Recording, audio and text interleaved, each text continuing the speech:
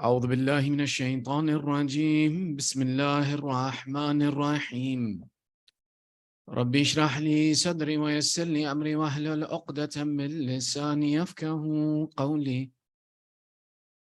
الحمد لله رب العالمين ثم الصلاة والسلام على سيدنا ونبينا وحبيب إله العالمين أبي القاسم محمد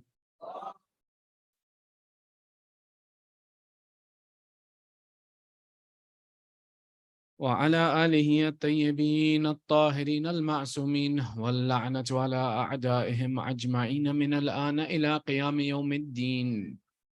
أما بعد فقد قال الله تعالى في محكم كتابه الحكيم بسم الله الرحمن الرحيم يا أيها الذين آمنوا كونوا قوامين بالقسط شهداء لله ولو على أنفسكم أو الوالدين والأقربين إن يكن غنيا أو فقيرا فالله أولى بهما فلا تتبعوا الهوى أن تعدلوا وإن تلووا أو تعرضوا فإن الله كان بما تعملون خبير. آمنا بالله صدق الله العلي العظيم.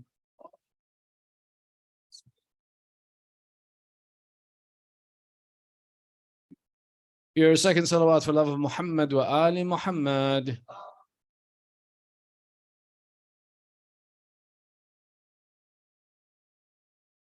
And your loudest salawat for ta'jil faraj sahib al-asr wa zaman.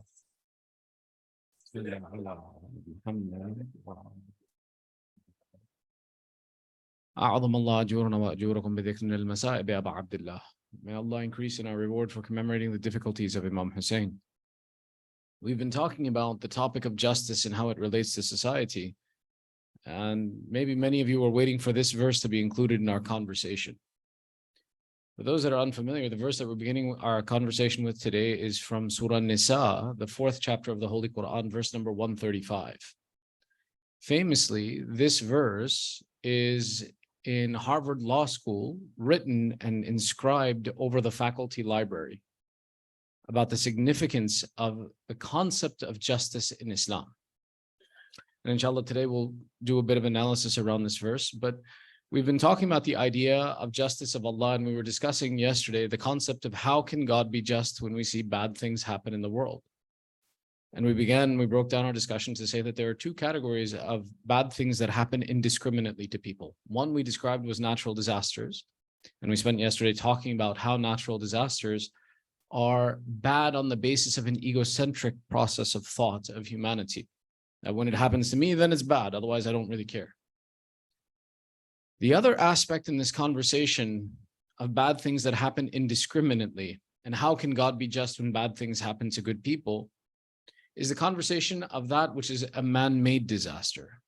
Whether we call that war, whether we call that a despot, an evil ruler, any of these actions that are wrought by man, that are brought on by man, that create injustice in society and abuse of people who are otherwise innocent of this abuse, opens the question and conversation that how can God be just when something like this can happen in the world?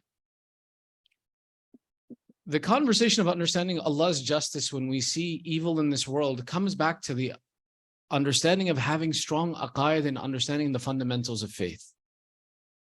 A person can understand why a difficulty befalls them, and we discussed why difficulties befall the individual yesterday.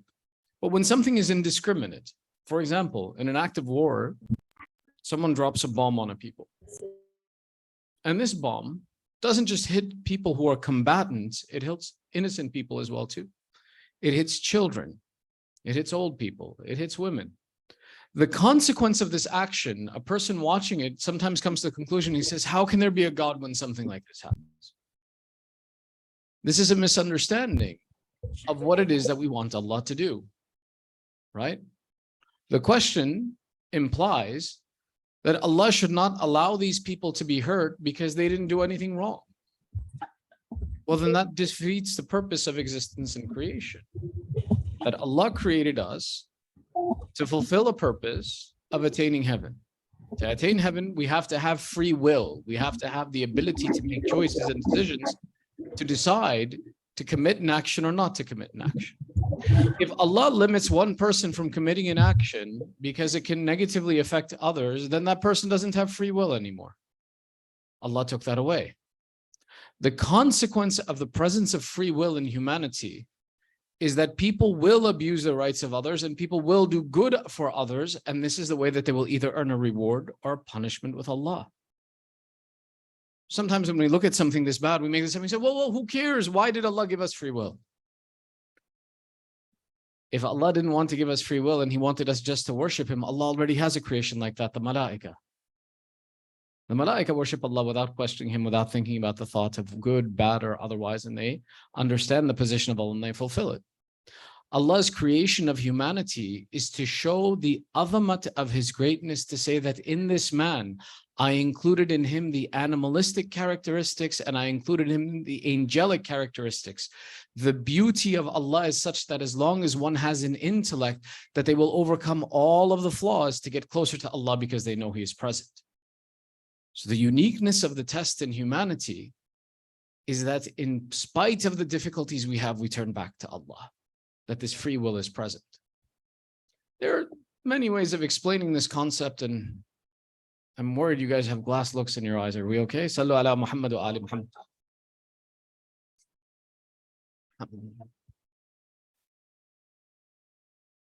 You see, there's a famous narration that explains this point, which says, from our master Amir al-Mu'mineen Ali ibn Abi Talib alayhi salam,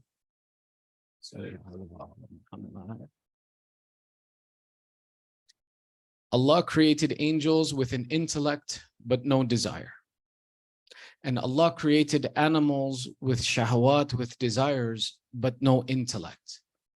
And Allah created man with intellect and with desires.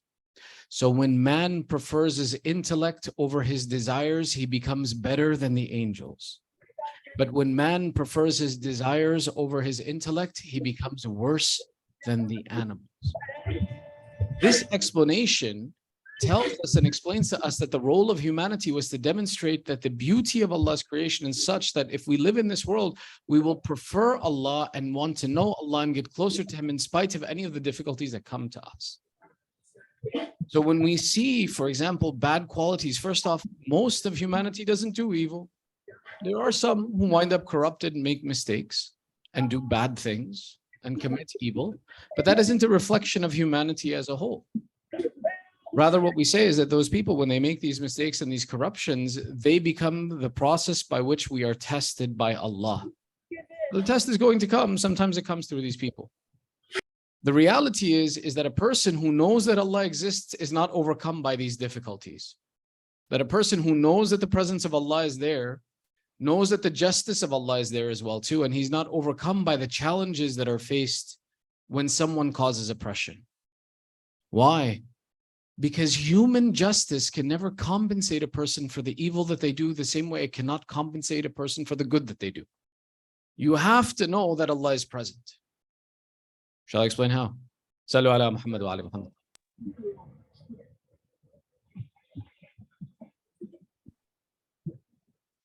All of our doctors are present here, alhamdulillah.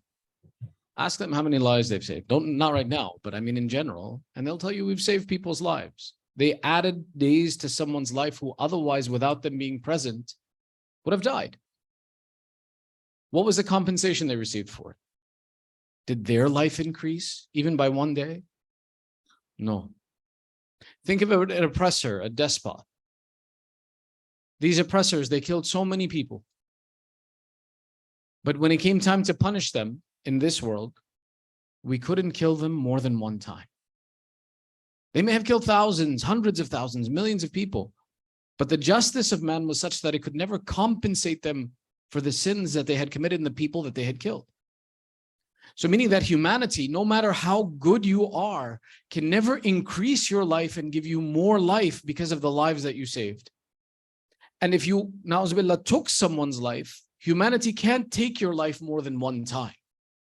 This tells us that the justice that exists in this world is incomplete. It is insufficient to compensate, to reward someone for the good that they do, or to punish someone for the evil that they do.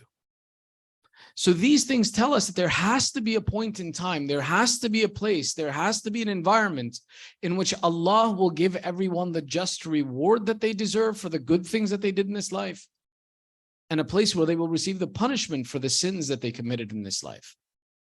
And Allah explains this very clearly when He says, for example, in Surah Al-Zilzal, فَمَنْ يَعْمَلْ مِثْقَالَ ذَرَّةٍ خَيْرًا يَرَى وَمَنْ يَعْمَلْ مِثْقَالَ ذَرَّةٍ شَرًّا يَرَى. Allah explains and says that this life you will not get all of the reward and punishment. Rather, that there will come a day upon which even an atom's weight of good, if you did it, you will see the benefit of it. And if there was an atom weight of evil that you did, you will receive the punishment and you will see the consequences for it. So acknowledging and understanding that, for example, someone committing an evil deed or there being mass evil that exists in the world does not defeat the concept that Allah is just. Rather, Allah has said that there will come a point in time where this justice will be served to everyone. And those who know in the presence of Allah and understand His justice know that it's not possible for anyone to get away with even an iota, an atom's worth of evil. And it's not possible for someone who does an atom's weight worth of good to be ignored and not receive their reward for these actions. In this way, even the idea of that, for example, in humanity, there are those who commit sin and commit atrocities against others. As long as we have yaqeen and know that Allah is there, we know that His justice is still prevalent and Allah is still just. It doesn't go away. But even though, and this brings us to the second point of our conversation, Sallu ala Muhammad wa ali Muhammad.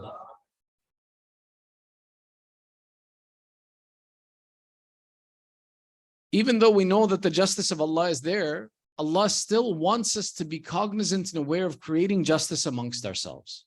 It's not enough to say that, oh, Allah will give justice on the Day of Judgment, let people do whatever they want today. No.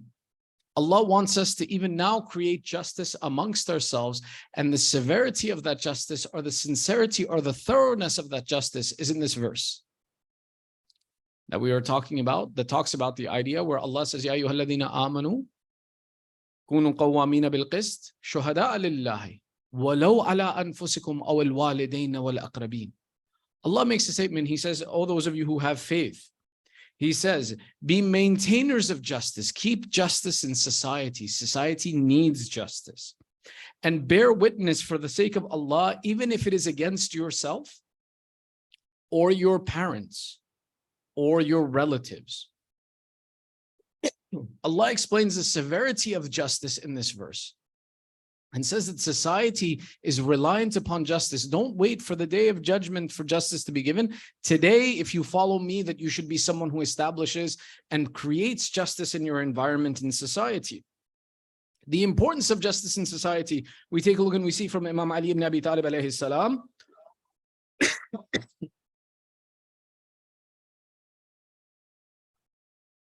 Where the Imam explains and he says, وَالْعَدْلُ هُوَ الْخَيْرُ وَالْجَوْرُ هُوَ الْحَلَاقُ. That for you, justice is the foundation of a healthy society and goodness in society, and oppression is the destruction of that society.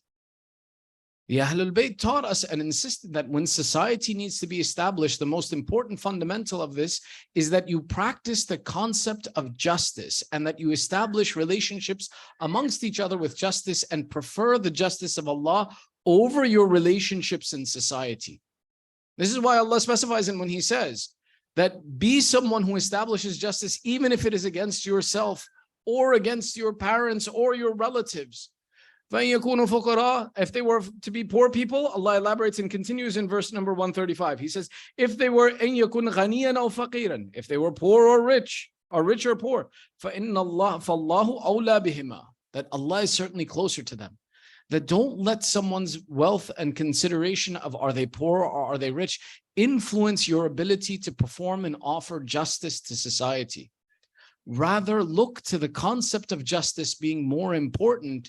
And Allah will take care of them if they're rich or poor. You don't have to do that aspect. To understand the significance of this, inshallah, we'll talk more about the concept of justice in society as taught by the Ahlul Bayt tomorrow. But there are two examples that I want to share with you from the teachings of Amir al-Mu'mineen Ali ibn Abi Talib alayhi salam.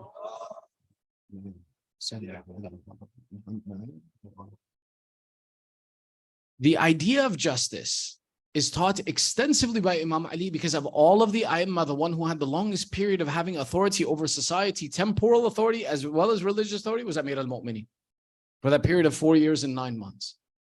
That even before we get to the example that I want to present to you, the idea of the concept of how this justice applies in society and its significance, you can see in the letter that is very famous and quoted by the UN and quoted by many people, the letter that Imam Ali gives to Malik-i-Ashtar when he appoints him the governor of Egypt.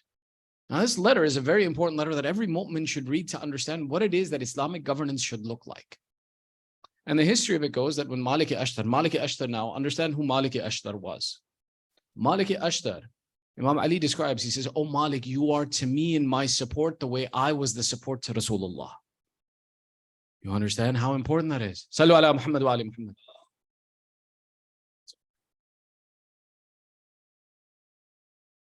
Malik was someone who listened and followed the command of Amir al-Mu'mineen without question. He never put his own desire in the middle. So therefore, when Imam Ali appoints him in a position of leadership, Malik turns and says, Ya Amir al-Mu'mineen, how do I execute what you want me to execute? How do I fulfill this obligation? Whatever you tell me, I am the container for it and I will perform it. So Amir al-Mu'mineen in this famous letter, it's a very famous letter. Kofi Annan has quoted it when he was head of the UN. Many people have quoted it throughout history of what is the process of true governance and leadership when dealing with people.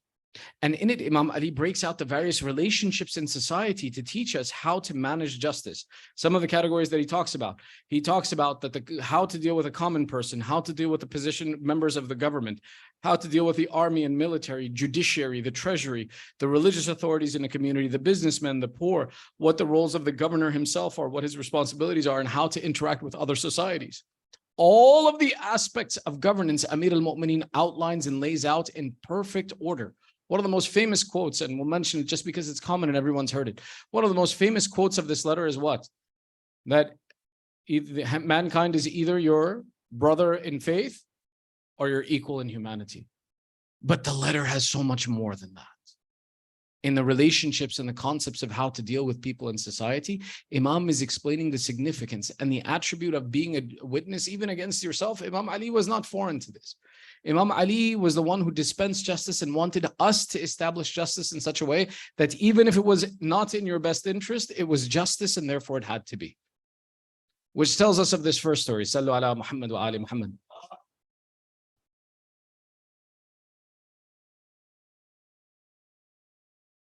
In which the Imam loses his armor. And he goes into the market and he finds a Jewish shopkeeper who's selling a suit of armor, and Amir al-Mu'mineen looks at it and he says, that's mine. The shopkeeper says, no, it's not. Imam Ali says, that's my armor. Shopkeeper says, no, it's mine. I'm selling it. If you want to buy it, you can buy it from me. Amir al-Mu'mineen says, it is certainly mine. And the shopkeeper says, then take me to court. Amir al-Mu'mineen says, no problem. So Amir al-Mu'mineen and the shopkeeper take the suit of armor and they proceed to the court. Now Amir al-Mu'mineen is the Khalifa of the time. They go before the judge of the time. And the Jewish shopkeeper with pride says, Judge, rule between us. The judge looks at Imam Ali and he says, Yabna Amir al-Mu'mineen, what do you want from me now? And the shopkeeper's color changes. That he realizes, this is Amir al-Mu'mineen who is standing against me in the court. And he imagines a consequence that if, for example, you stole from the leader of the entire government, he'll kill you. But Amir al-Mu'mineen turns to his judge and he says, enact justice as it is intended. I want you to follow the policy of law and fulfill the rights. Now the judge understands that Imam Ali doesn't lie. So when Imam Ali says, this is my suit of armor, he says, what's the court case here? It's yours. Imam Ali says, no, enact justice the way it should be done between two people. And the judge says, okay. He says, what is the claim here? Imam Ali says, I claim that this is my suit of armor. The shopkeeper says, this is my suit of armor and I'm selling it. The judge says, in Islam, ownership or having it in your property is a sign of ownership. So the Jewish man possessing this shows that he has ownership over this item. Imam Ali, do you have any witnesses to your claim to support the claim that this is your suit of armor? Imam Ali says, no, I don't have any witnesses. It's mine. So the judge in this instance goes and he says, well, in this case, then the claim is given to the Jewish man because he has possession of the armor, and possession, what is under your hand, is what is your property. This principle that what you possess is your property is one of the fundamentals that allows a marketplace to work, and Islam insists on this. That, for example, when you go to a shopkeeper and a shopkeeper wants to sell you something, you don't have to ask him, do you own it to sell it to me? No, the fact that he possesses it allows for the market to exist. So the judge says that in this case, we give authority and we give the right in the hands of the Jewish man, and that he continues to maintain this ownership. As they walk away, and Imam Ali says, okay, if that is a rule of law, no problem. It's his suit of armor. Imam knows this. But Imam accepts the rule of justice, and he says, if this is just, and this is the justice and the rule that processes, then I accept this. As he walks away, the Jewish man comes up to him and he says, Ashhadu an la ilaha illallah wa ashhadu anna Muhammadan Rasulullah.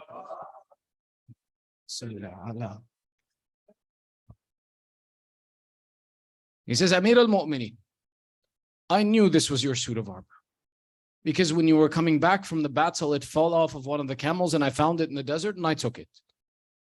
And I put it in my shop for sale.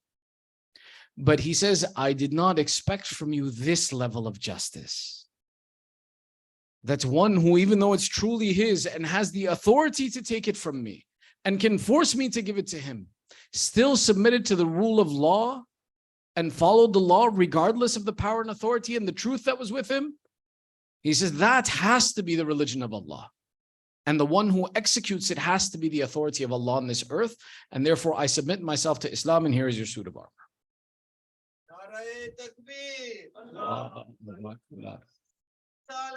Ya Rasulullah.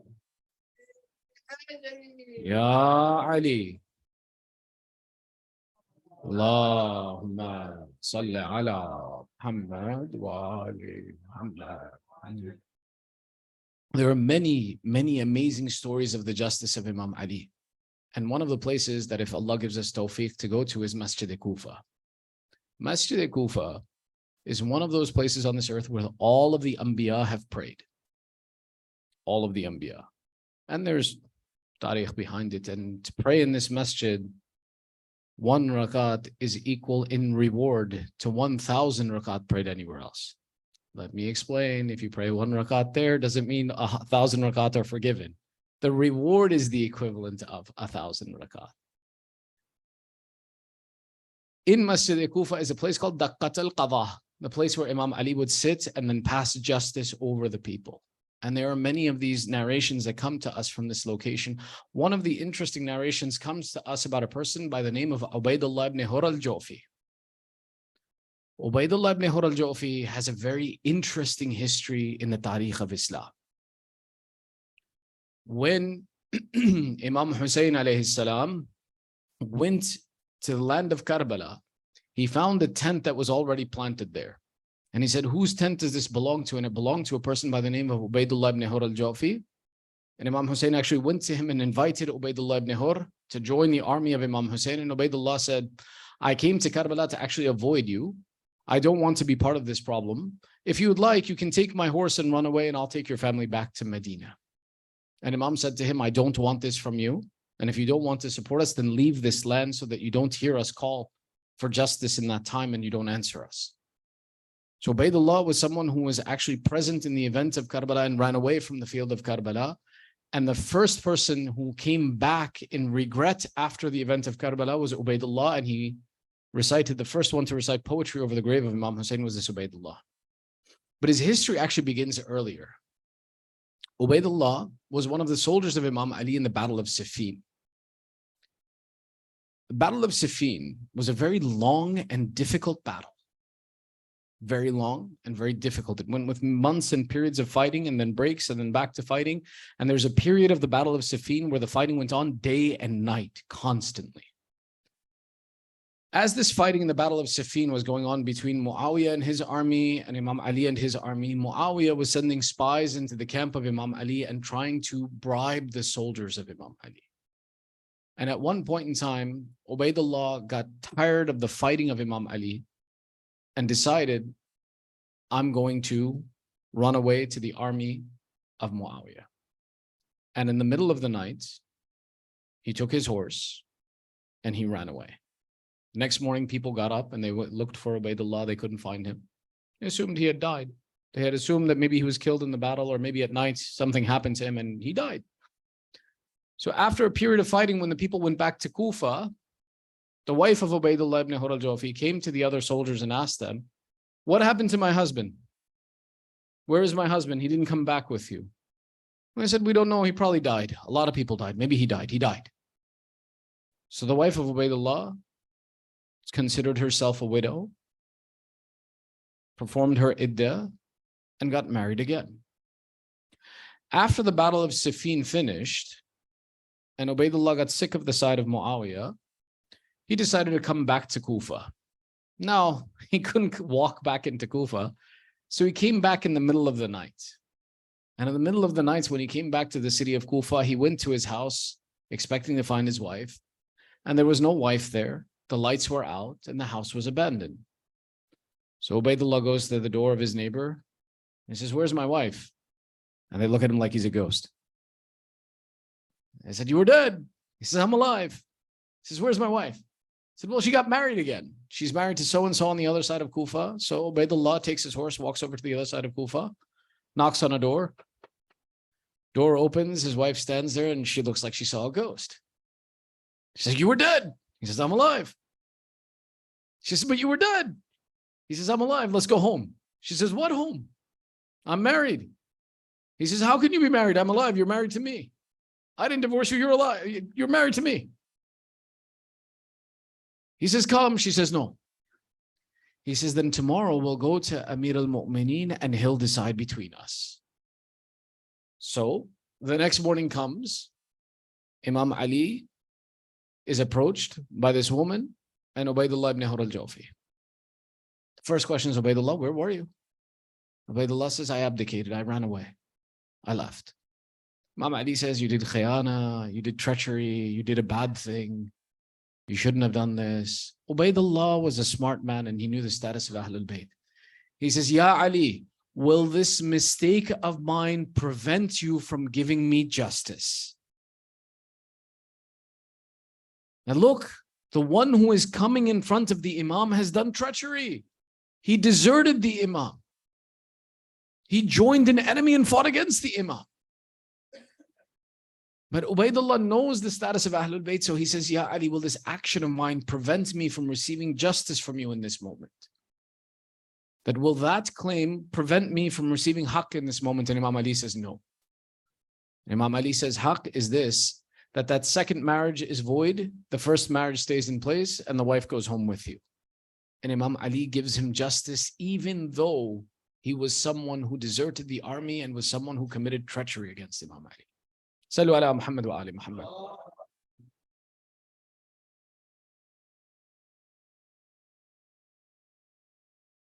This is why this aspect of understanding justice, and there are many, and we'll tell some more of these stories inshallah tomorrow as we talk about lessons of justice from the Ahlul Bayt and how they instituted Ahlul Bayt in society.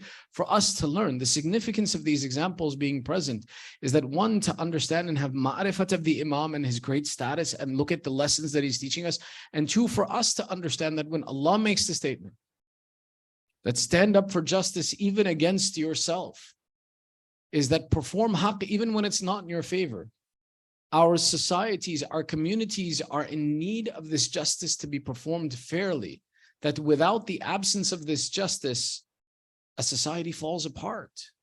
And that each of us has this obligation to ensure that we enact justice between each other and we treat each other with fairness and equity. When Allah makes a statement, إِنَّ اللَّهَ لَا يُغَيِّرُ بِقَوْمٍ حَتَّى يُغَيِّرُ مَا بِأَنفُسِهِمْ, that Allah does not change a position of a society until they change themselves. The instruction of what is that change that we need to make in society, the first of those changes is this concept of justice, and to establish justice amongst ourselves. Now, most often what happens when we talk about the idea of justice, it happens that we immediately start pointing at Fulan bin Fulan doesn't do. Fulan bin Fulan has done this. Fulan bin Fulan is a person, by the way, in case for the kids who don't know. We look at others and say that they should be doing justice. The significance of the way Allah, the way He structures His argument when He says, Ya ayyuhalladhina amanu, كونوا قوامين بالقسط وشهداء لله ولو على أنفسكم.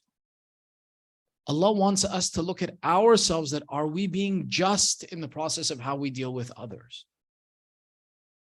That's the most significant aspect that we have, is to make sure that we are enacting justice and fairness and equity in every aspect. The concept of justice is something so important that if a person is unjust, you can't pray behind them. And justice is a difficult concept, that it is something that is either present or absent. There is nothing in the middle. Can't be a little bit just. You know, Baba, I'm just on Tuesdays. Today's Sunday, sorry. No, I'm only just on Sundays. It doesn't work that way. It is something that has to be present within a person in its entirety, which is why one of the reasons that you'll see a person when they lead salat, most often they'll begin with istighfar, that, oh Allah, if I did something accidentally that removed this justice from me, then forgive me first before I take on this responsibility. But when it comes to, for example, forcing others to enact it, if we have the ability to invite others to justice, we should. But when another person is unjust, one of the most important things, that one is the idea of, for example, looking at the example of Karbala and understanding that we have the obligation to stand against injustice. And that two, that Allah is the one who provides us with justice when we have been treated with inequity and abuse.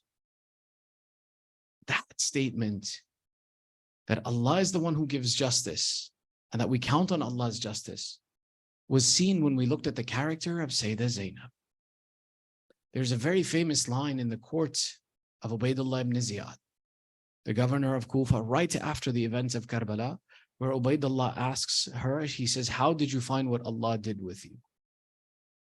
And she says, Allah did not do this to us. Humanity did this to us.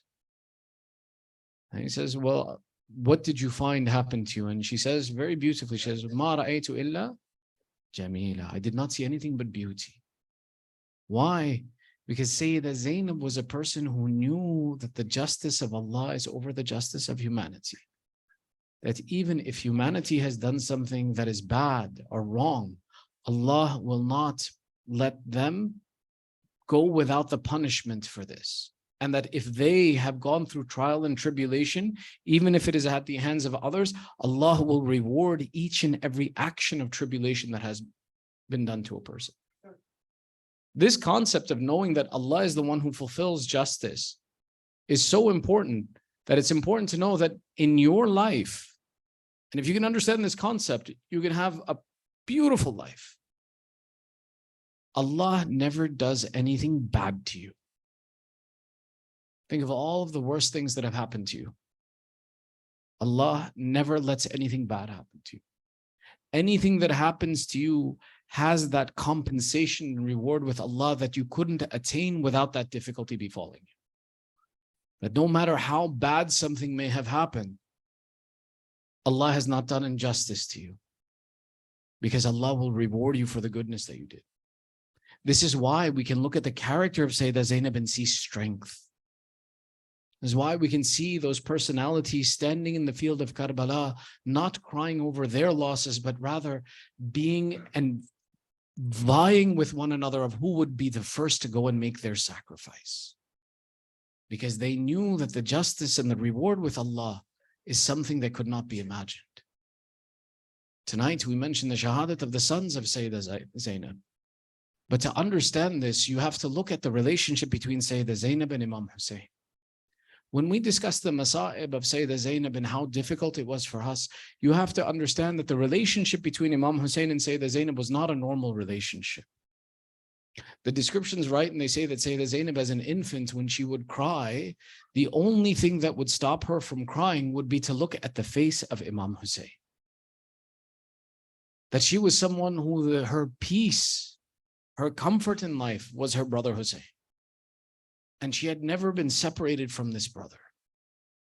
To the extent where when Imam Hussain made the intention to leave Medina and she wanted to accompany him, it said that her husband, Abdullah ibn Ja'far, whose biography itself is amazing and very interesting and important to know. Abdullah ibn Ja'far was the cousin of Imam Hussain, loved Imam Hussain, but he had a disability that prevented him from being able to travel with him. Abdullah ibn Ja'far couldn't go. When Sayyidah Zainab took the process of leaving, it said that as she was leaving, Abdullah came to see her. as the caravan was leaving. And Sayyidah Zainab said, "Oh Abdullah, in my nikah we agreed that if Hussein ever travels, that Zainab will travel with him. Oh Abdullah, Zainab has never been without Hussein in her life. That wherever my brother is, I will be." Abdullah says, "I did not come to stop you, but rather I brought these two sons of ours to accompany you. If you should find this Hussein in difficulty, present one as a sacrifice from you and one as a sacrifice from me." These next few nights are difficult because they show the sacrifices of Ahlul Bayt in the field of Karbala. Sayyidah Zainab, the night of Ashura, all of the mothers were preparing their sons to fight and to defend the Imam. There is a conversation that is noted that Sayyidah Zainab was having with her two sons. She says, "Oh, my children, you are the grandchildren of Ja'far al-Tayyar, whose bravery was unparalleled in Islam and is one of the Sayyid al-Shuhada of the religion of Islam. Tomorrow go forward and defend your uncle and be amongst the first to go in his defense and to protect him. And remember that though you possess bravery, you are thirsty for 3 days. My sons, I know this. But if you happen to capture the river, because in you is the blood of bravery, do not drink before your uncle. Remember, the Imam of your time is thirsty more than you are thirsty." Sayyidah Zainab does not just teach her children to defend for the religion of Islam. She teaches them the ma'rifat of the Imam and the understanding that the status of the Imam is greater than theirs. These two young boys, it's noted that they were maybe in the ages of being teenagers who presented in the battle, and they took the opportunity to fight amongst the army together when they went to go fight. That one would attack the right flank and the other would attack the left, and that they would come together and then fight together, and then they would break again and break apart the army again. The army of Umar al-Sa'd was an army that was insistent on injustice and abuse and oppression, and was one that fought with treachery, which is why they realized and they said, these children of the Banu Hashim have bravery in them that if we were to fight them fairly, we can't overcome them. So initially you would see the children or even the members of the Banu Hashim would come one-to-one for combat. But eventually when the army couldn't stand against them, though they had had water, they had food, but these young men, hungry and thirsty for 3 days, were incomparable in their attacks and approach on the army. So they would encircle each of the soldiers of Imam Hussein and kill them one by one. They would encircle them and they would surround them and attack them from all sides. There is one who is known as Abis ibn Shabib. Abis ibn Shabib was an example of this, who was known for his bravery in the city of Kufa. When Imam Hussein had been left with very few followers, they started to attack Imam Hussein. Abis came out to distract the army and take it away from Imam Hussein. When Abis entered the battlefield, one of the soldiers was from Kufa. He says, "Don't fight Abis. He is a very brave man. There is none like him that you could overcome." So they turned away from Abis and they doubled their attack on Imam Hussein. Abis, wanting to defend the Imam, said, "If you won't fight me in armor, here, I take off my helmet." They said, "Still he is too brave, don't fight him." Abis took off his armor, threw down his shield and said that, "Now will you not fight me? Leave Hussein and come to me. Why don't you fight me? Don't hurt my master, but come to me." They said, "Abis, have you gone insane? You are standing in front of an army. You've taken off your armor. You are chasing these soldiers and they are running away from you." Abis replied in very famous reply, "Naam, naam, laqad ajannani hubb al-Hussein." That certainly the love of Hussein has driven me crazy. They encircled this Abis and they threw stones at him until they killed him because they were too afraid to approach him. Now understand how it was that they killed two young boys who went from the children of Sayyidah Zainab, who went forward into the battlefield. Aun would attack the right flank. Muhammad would attack the left. The boys were uncontrollable, that they could not be stopped. They would look at these boys and run in fear. Eventually what they did was they created two circles, one around each boy. In fear of the sword, some would throw stones, some would throw spears, some would shoot arrows, until eventually one of the brothers falls in the field. The other one, as he is taking injury, calls out, "Brother, wait wait for me, I am coming with you. The two boys of Sayyidah Zainab fall in the field. From one side, Imam Hussain goes to collect one boy. Abbas goes to collect the other. They bring the children back to the tent. They describe and say the role of Sayyidah Zainab on the day of Ashura, that anytime a shaheed would be brought back to the tent, before the wife, before the mother, before the sister, before the daughter could reach the shaheed, they say we would find Sayyidah Zainab sitting by the shaheed, that she would give us comfort that when we saw our beloved laying wounded and dying, she would say, my mother Zahra will accept from you. May Allah give you reward for the sacrifice you have presented. I swear my grandfather Rasulullah would be pleased with you. Oh lady, do not cry. Your sacrifice is accepted. Your patience is accepted.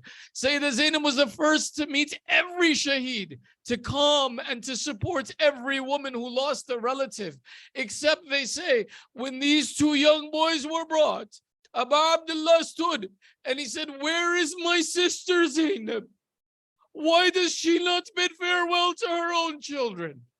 Zainab had left and said, when we present sacrifice, we do not look back at our sacrifice. Abu Abdullah says, oh Zainab, come, bid farewell to your sons. It is their right. They describe and say, Sayyidah Zainab sat between these two young men, placed her hand on their chest. Allah yataqabbal minna hadha al-qurban. Oh Allah, accept this sacrifice from us. After this, she did not look at her sons. She did not go back for them. They describe and say that the events after Ashura, the only place that we would see Sayyidah Zainab was crying for Abu Abdullah. When the night after Ashura, they took all of the sibaya from the field of Karbala. Every woman looked at the body of her relative in the field of Karbala and wept. But Sayyidah Zainab only wept over Abu Abdullah. Sayyidah Zainab threw herself from the camel, went to the body of Hussain and said, oh Hussain, you and I have never been separated, but now I must leave you. Oh brother, when a sister bids farewell to her brother, she kisses his cheeks. Ya Hussain, you have no cheeks for me to kiss. Oh brother, I shall bid farewell to you in a way that no sister has bid farewell to her brother. They said, Sayyidah Zainab, kiss the cutthroat of Hussain. But she did not weep over her sons. She did not weep when her boys were raised on spears. They describe and say in Sham, when the heads of the Shuhada were returned, Sayyidah Zainab took the head of Abu Abdullah and began the majlis. At one point in time, the women of Sham asked, are these two boys orphans who fought for Hussein? The women replied, Hasha lillah, hadha abna Zainab. Their mother is alive, she is Zainab. Sayyidah Zainab never wept for her children until when she returned to Medina. She was separated from Imam Zainul Abidin, returned into her house. They said she entered a house of silence. She found this room in which there were two beds made. She sat between the beds of her children, put her hand on the beds the way she did their chest. Oh, my sons, your mother, where has she left you? Oh, my boys, how my house has become silent.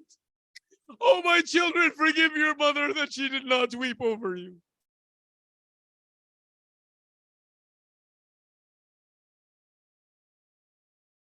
على لعنة الله على القوم الظالمين وسيعلم الذين ظلموا أي منقلب ينقلب إنا لله وإنا إليه راجعون رضا